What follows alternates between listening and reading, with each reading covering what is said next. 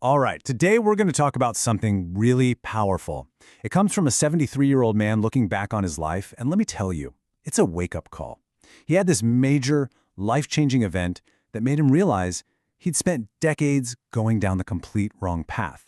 So he's sharing what it took him 52 years to learn, so the rest of us don't have to make those same mistakes. He kicks things off with this bombshell of a statement. It's a direct shot at everything we've ever been told about getting older. It's meant to grab you, right? Because his whole point is that the way we plan our lives, that whole grind now, enjoy life later idea, he says it's a complete and total lie. So what was the big turning point? It all comes down to this one number, 52. That's how old he was when he had a cardiac event, as the doctors put it. And that was it. That was the moment he was forced to look his own mortality right in the eye.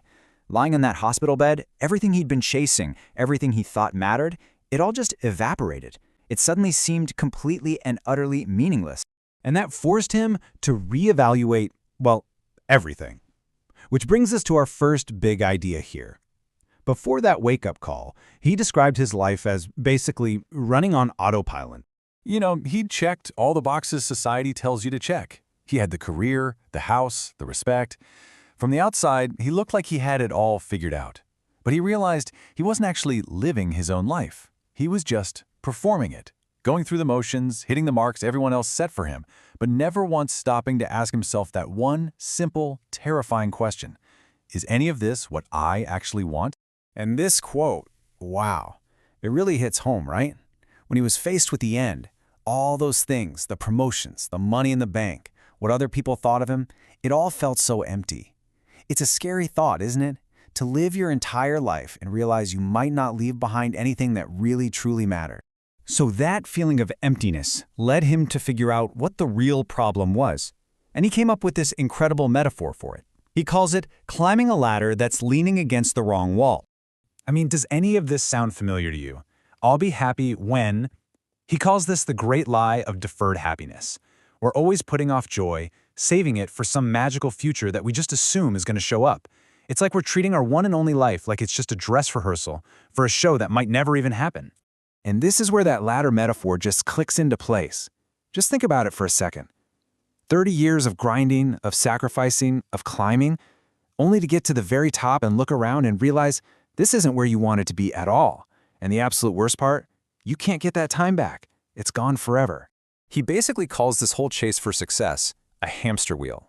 And it's so true, right? You get the big promotion, and you feel great for, a day? Maybe two? Then, boom, you're already worrying about the next one.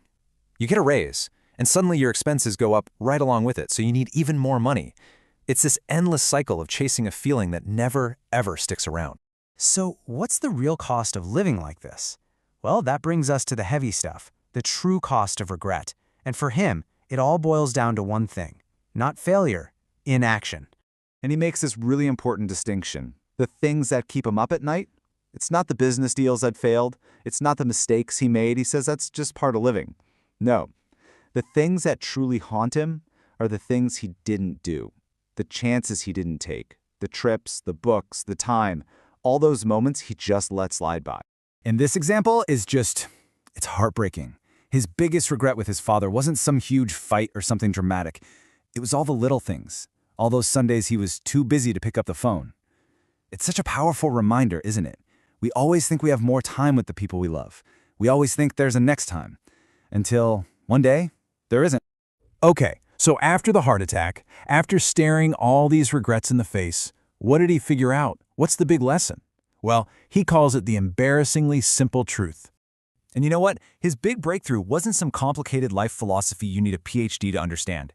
It was realizing that the things that actually matter are the simple things we've known about all along, but we just push them to the side. So his whole focus shifted. It went from collecting things and achievements to collecting experiences and real human connections. And that's where you find this huge irony, this paradox of life. See, most of us walk around acting like we have forever, and it makes us so careless with our time.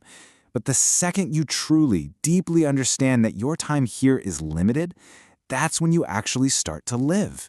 You stop wasting it. You stop putting joy on layaway. You start living on purpose.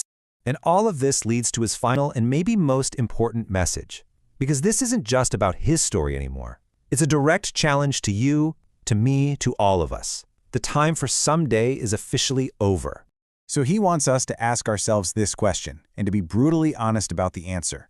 Forget about what other people would think, forget about your resume. Just ask yourself, if it all ended tomorrow, would you be satisfied with the life you've lived? And if that answer is no, well, the next question is pretty obvious, isn't it? What on earth are you waiting for? So he doesn't just leave us with the question, he gives us an action plan. This is basically the advice he wishes he could give his younger self. It's a super simple blueprint for how to live a life without regret. It's about stopping waiting for someone to give you permission to live. It's about starting to do the things that matter. It's about trading in all your excuses for actual experiences and finally turning someday into right now. And we're going to end on this final powerful thought. That perfect future you're waiting for, you know, the one where everything magically aligns and you finally have the time and the money to live your real life, yeah, it's an illusion. It doesn't exist. The only time you ever really have is right now. The clock is ticking for every single one of us, so the only question left is, what are you going to do about it?